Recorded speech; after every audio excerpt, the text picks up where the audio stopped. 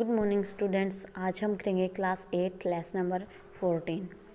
Lesson का नाम है बेटा अकबरी लोटा। अकबरी लोटे से संबंधित ही ये कहानी बेटा बहुत मज़ेदार कहानी है। ये आप इसको इंटरेस्ट से लेना।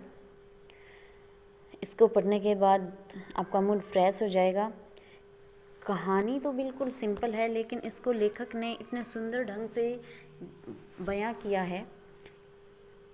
देखो, इसके लेखक हैं अन्नपूर्णानंद वर्मा जी। कहानी का नाम है बेटा अकबरी लोटा। देखो बेटा, लाला जहूलाल को खाने पीने की कोई कमी नहीं थी। काशी के ठठेरी बाजार में उनका मकान था। नीचे की दुकानों में से 100 रुपये मासिक के लगभग किराया मिल जाता था। अच्छा खाते थे, अच्छा पहनते थे, लेकिन 250 रुपये तो एक साथ आँख सेकने के लिए भी नहीं मिलते थे। बेटा, ये झावलाल नाम का एक लाला है जिसके पास खाने पीने की कोई कमी नहीं थी। और ये कहाँ रहता था? काशी के ठठेरी बाज़ार में। और जो नीचे के मकान थे उनमें उनको वो रेंट पर देता था, यानी किराए पर देता था। और उनका मासिक शुल्क कितना होता था? 100 रुपये। इसलिए एक दिन जब उनकी पत्नी ने अचानक 250 रुपये मांगे तो उनका जी एक बार तो ज़ोर से सनसनाया। सनसनाया मतलब बेटा हैरान रह जाना या दुखी होना। और फिर बैठ गया। उनकी ऐसी हालत देखकर पत्नी ने कहा, डरिए मत, यदि आप देने में असमर्थ हैं तो मैं अपने भाई से मांग लूँगी। यानी अगर आप नहीं दे सकते हैं इसको तो मैं अपने भाई से ले लूँगी। लाला जवाहरलाल गुस्से से तिल मिला उठे। तिल मिलाना बेटा लाल हो जाना, यानी बुरी तरह से गुस्से में होना। उन्होंने रोब झाड़ते हुए कहा, अजी हटो, सिर्फ 250 रुपये के लिए भाई से भीख मांगोगी? मुझसे ही ले लेना, लेकिन मुझे चाहिए इसी ज़िंदगी में। ये उसकी पत्नी बोलती, बेटा अजी इसी सप्ताह में ले लेना। सप्ताह से आपका मतलब 7 दिन से है अथवा 7 वर्ष से? लाला झावलाल ने खड़े होते हुए कहा, आज से ठीक 7वें दिन तुम मुझसे 250 रुपये ले लेना। परंतु जब 4 दिन यूं ही बीत गए और रुपयों का कोई प्रबंध न हो सका तो उन्हें भी चिंता होने लगी। प्रबंध यानी बेटा जुगाड़, यानी कहीं से वो पैसे नहीं हो पाए उससे। उनकी प्रतिष्ठा यानी इज्जत का प्रश्न था।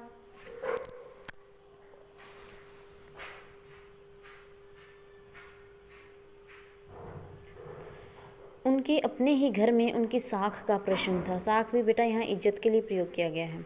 देने का पक्का वादा करके यदि अब न दे सके तो अपने मन में वह भला क्या सोचेगी? उसकी नज़रों में उनकी इज्जत क्या रह जाएगी? वे अपनी वाह वाही की सैकड़ों गाथाएं सुना चुके थे। बेटा, वो जो लाला झावलाल थे वो अपनी पत्नी को शाबाशी वाली सैकड़ों कहानियाँ यानी 100 कहानियाँ सुना चुके थे। अब एक काम पड़ा तो चारों खाने चित हो रहे हैं। चारों खाने चित होना बेटा बुरी तरह से हार जाना। पहली बार उसने मुंह खोलकर कुछ रुपए मांगे थे। इस समय यदि दुम दुबाकर निकल भागते हैं, दुम दुबाकर निकालना बेटा चुपचाप भाग जाना, तो फिर दोबारा उसे क्या मुंह दिखलाएंगे। खैर, एक दिन और बीत गया। 5वें दिन घबरा कर उन्होंने पंडित बिलवासी मिश्र को अपनी विपदा के बारे में बताया। विपदा होती है बेटा मुसीबत, और ये पंडित बिलवासी जी उनके एक मित्र हैं। संयोग कुछ ऐसा बिगड़ा कि बिलवासी जी भी उस समय एकदम खुक थे। खुक मीन्स बेटा खाली। उन्होंने मेरे पास अभी तो नहीं, पर हाँ मैं कहीं से मांग जांच कर लाने की कोशिश करूँगा, और यदि मिल गए तो कल शाम को तुम्हारे मकान पर आकर मिलूँगा। वही शाम आज थी। सप्ताह का अंतिम दिन था। कल या तो 250 रुपये गिन देना है या फिर सारी हेकड़ी भूल जाना। हेकड़ी भी बेटा इज्जत है यहाँ। यह सच है कि कल रुपया न मिलने पर उनकी पत्नी उन्हें डामल फांसी नहीं देगी। यानी वो उसको डामल फांसी देना बेटा अपराधियों की तरह फांसी सजा देना, केवल जरा सा हंस देगी। किंतु वह हंसी कैसी होगी? कल्पना मात्र से झावलाल में एक मरोड़ पैदा हो जाती है। आज शाम को पंडित बिलवासी मिश्र को आना था। यदि वे नहीं आए तो कहीं रुपये का प्रबंध न कर सके तो। इसी उधेड़बुन में पड़े लाला झावलाल छत पर चहलकदमी कर रहे थे। उन्हें कुछ प्यास मालूम हुई। उन्होंने पानी के लिए नौकर को आवाज़ दी। नौकर नहीं था, खुद उनकी पत्नी उनके लिए पानी लेकर आई। वह पानी तो जरूर लाई, लेकिन गिलास लाना भूल गई। केवल लोटे में पानी लेकर वह प्रकट हो गई। प्रकट होना बेटा आ जाना। फिर लोटा भी संयोग से वही था जो अपनी बेढंगी सूरत के कारण लाला झावलाल को हमेशा ही नापसंद था। नापसंद होना बेटा पसंद ना होना, यानी वो खुश नहीं था उस लोटे को देखकर। तो नया साल 2 साल पहले ही बना था, किंतु उस लोटे की गढ़न कुछ ऐसी थी कि उसका बाप डमरू और माँ चिलम लग रही थी। गढ़न होता है बेटा बनावट, कि नीचे से तो वो डमरू जैसा लग रहा था और ऊपर से चिलम की तरह। लाला ने लोटा ले लिया लेकिन बोले कुछ नहीं। वे अपनी पत्नी का अदब मानते थे। अदब बेटा शर्म। शर्म क्यों थी? क्योंकि बेटा उससे 250 रुपये मांग रखे थे उसकी पत्नी ने और उसके पास जुगाड़ नहीं हुआ था अभी। मानना ही चाहिए, इसी को तो सभ्यता कहते हैं। जो पति अपनी पत्नी का नहीं हुआ वह भला कैसा पति।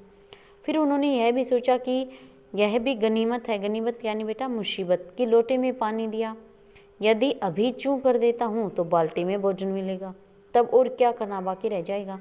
लाला झाऊलाल अपना गुस्सा पीकर पानी पीने लगे। उस समय वे छत के मुंडेर के बिल्कुल पास खड़े थे। जिन बुजुर्गों ने पानी पीने के बारे में ये नियम बनाए थे कि सोते समय पानी न पिए, दौड़ने के बाद पानी न पियो, खड़े खड़े पानी न पियो, उन्हें पता नहीं कभी यह नियम भी बनाया था कि नहीं कि छत के मुंडेर के पास खड़े होकर कभी पानी नहीं पीना चाहिए। ऐसा लगता है कि इस महत्वपूर्ण विषय पर उन लोगों ने शायद कुछ नहीं कहा। बेटा जैसे हम पानी पीते हैं खड़े होकर तो बोलते हैं ना घर वाले कि बैठकर पानी पियो, खड़े होकर पानी पियोगे तो आपके घुटनों में दर्द हो जाएगा। तो ऐसे बहुत से रीजन बताए जाते हैं कि ऐसा मत करो, ऐसा करने से ऐसा हो जाएगा। लेकिन ये बोला कि शायद ये किसी ने नहीं बताया कि छत के मुंडेर के पास खड़े होकर पानी मत पियो।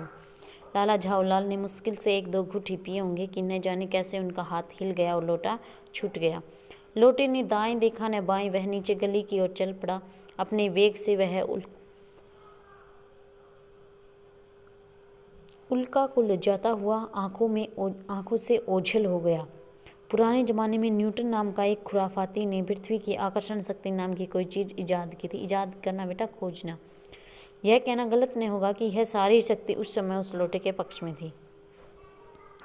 लाला को काटो तो शरीर में खून नहीं। ऐसी भीड़ वाली गली में ऊंचे 3 मंजिले से पानी भरे लोटे को गिराना कोई हंसी खेल नहीं था। यह लोटा पता नहीं किस अनाधिकारी के झोपड़े पर काशीवास का संदेश लेकर पहुंचेगा।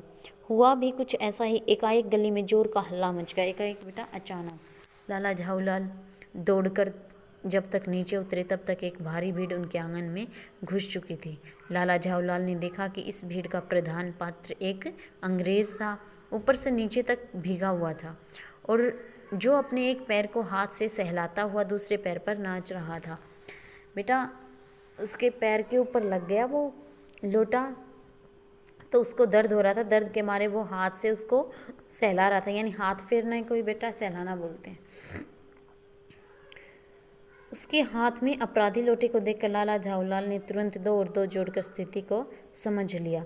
गिरने से पूर्व लोटा एक दुकान के साहिबान से टकराकर उस दुकान पर खड़े एक अंग्रेज को उसके सांगोप्रांग स्नान कराया। सांगोप्रांग होता है बेटा पूरी तरह से स्नान कराने, यानी वो पूरी तरह से गीला हो गया था वो अंग्रेज। और साहिबान होता है बेटा दुकान के आगे जो जिसको हम छज्जी बोलते हैं वो निकालते हैं ना, छोटा कपड़े का भी होता है या फिर ऐसे कोई टीन वगैरह डाल के निकालते हैं।